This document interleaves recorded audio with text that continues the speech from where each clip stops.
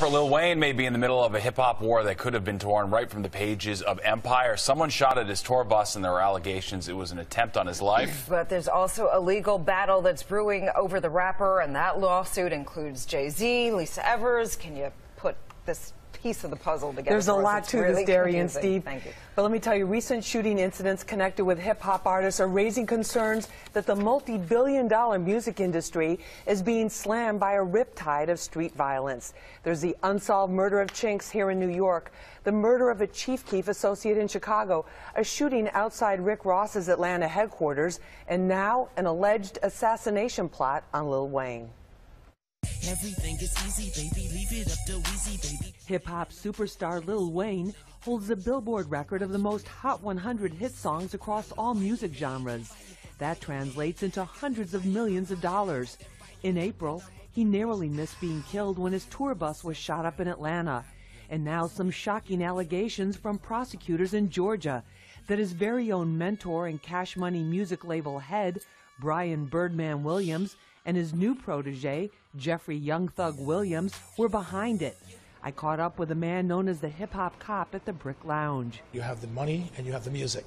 And right now there's a lot of money going through hip-hop and a lot of fame, and a lot of the stuff starts to escalate, and guys don't want to lose what they have. The indictment mentions Birdman and Young Thug, but only charges a third man as the gunman. His name is Jimmy Winfrey, seen here in this Young Thug halftime video, holding a gun prosecutors say is very similar to the one used in the tour bus shooting. It also says all three are members of the Blood Street Gang, and that the shooting was motivated by Lil Wayne's desire to break free from his contract with Cash Money. Dr. Darren Porcher is a former security consultant to hip-hop stars like Nas and DMX, and says the feud is heating up. We see this as a combustible situation between Birdman and Lil Wayne, because oftentimes you have people that want to take sides, and they feel that if they take a side, when whoever comes out on top, that person would have allegiance to the individuals that supported them. Derek Parker, a veteran homicide investigator and author of the book Notorious C.O.P., agrees. The biggest problem you're going to have is just the escalation of violence, and the feds and the government are worried about where this is going to go. If it goes further, they're going to nip it in the bud quickly, because they're going to start to arrest people and indict them. When Birdman would not release Lil Wayne's latest album, he turned to Jay-Z and signed a deal with his music streaming service Tidal. Now Birdman is suing Jay-Z.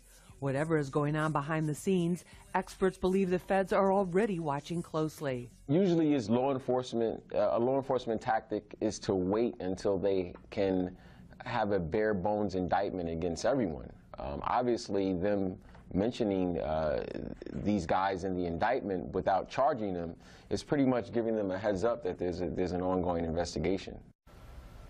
The timing of this is also adding to the tensions. Summer is the main touring season for artists when they make millions being on the road, and the fact that they're moving around can make them easily moving targets. Stephen Derry? Yeah, pretty crazy stuff. All right, thank you, Lisa.